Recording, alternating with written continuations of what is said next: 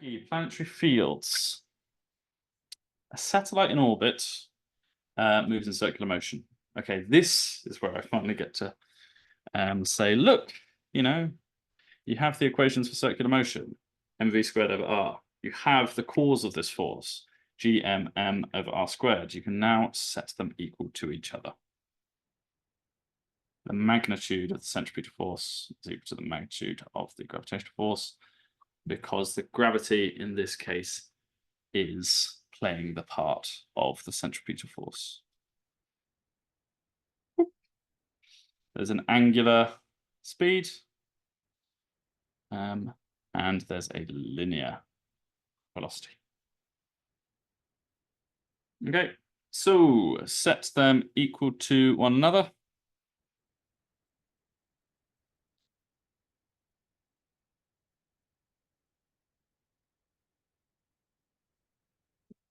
Little m cancels straight away, as does one of the r's.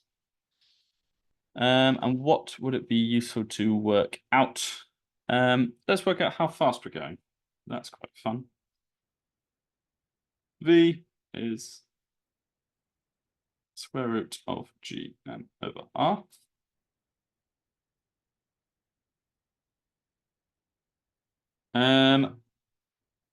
What else would be nice to work out? The period.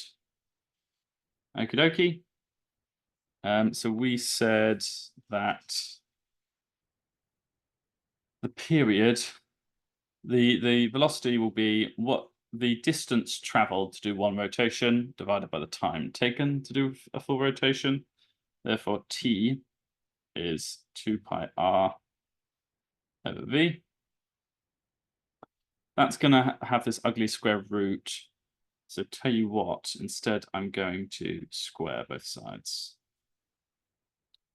And hopefully that will make my maths a bit nicer.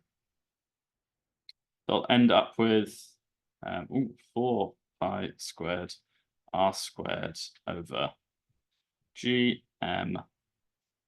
And then my r down here will end up going at the top. So I end up with r cubed. And the law I end up with is t squared equals 4 pi squared over gm r cubed. Does anybody recognize this? It is Kepler's third law.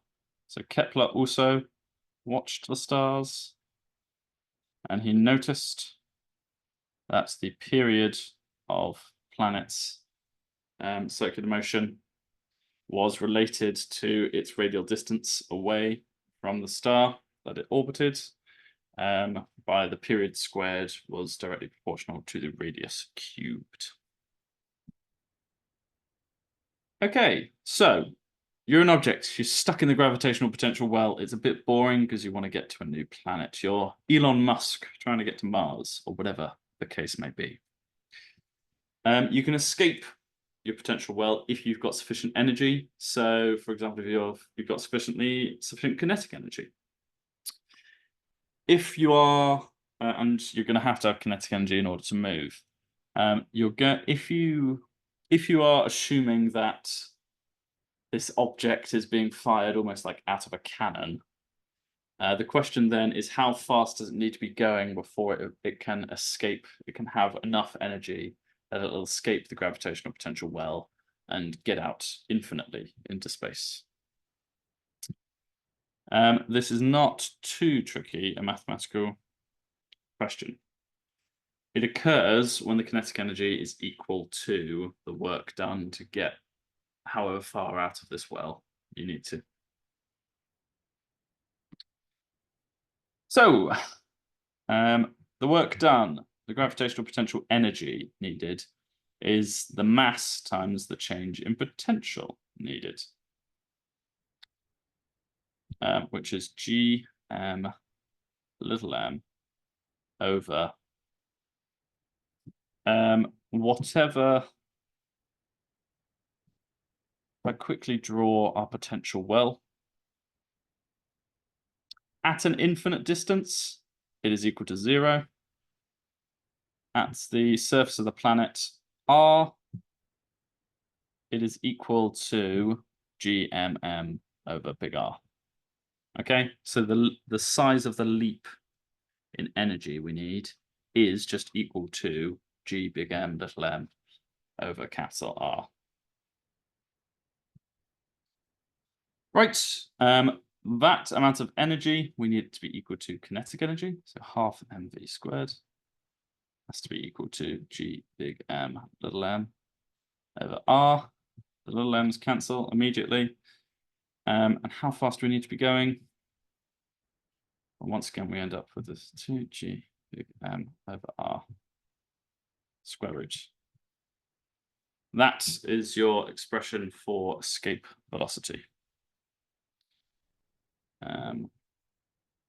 Can you simplify this expression? Well, yeah, I guess you could say, you could recognize that the field strength is Gm over R squared at planet Earth, or like at the surface of whatever planet you're talking about.